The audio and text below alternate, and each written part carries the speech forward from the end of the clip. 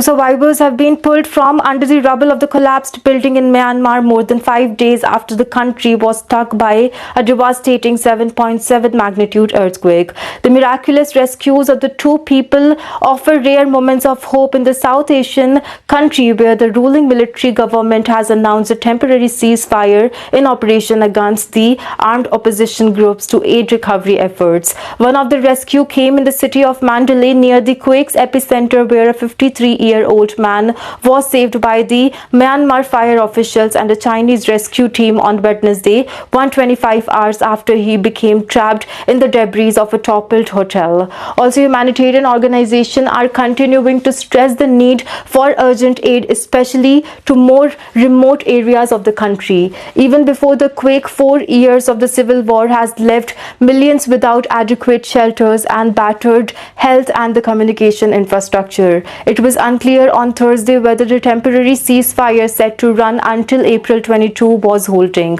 Hospitals are struggling to cope with the overwhelming number of injured as critical medical care is delivered from makeshift tents, the World Health Organization, that is WHO, has warned.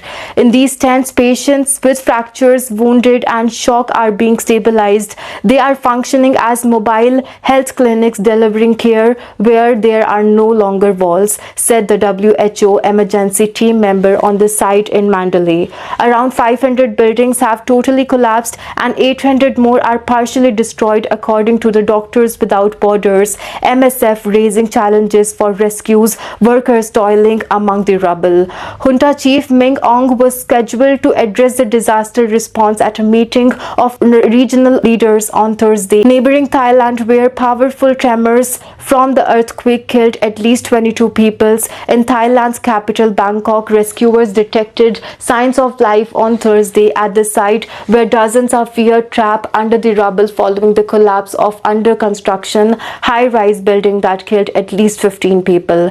Bangkok Governor Chad said that workers digging through the rubble shouted into a shaft and heard a voice responding, raised hopes for the families that are facing agonizing wait for the news of their loved ones. Also, the signal suggests that someone is there offering help. Also, Chadrat said that we are moving forward with full hopes and efforts. The operation to drill into the areas continue. Nearly 20 million people, one in the Myanmar, is also already in need of the humanitarian aid before the earthquake, according to the statement made by the United Nations Secretary General Antonio Guterres on Thursday.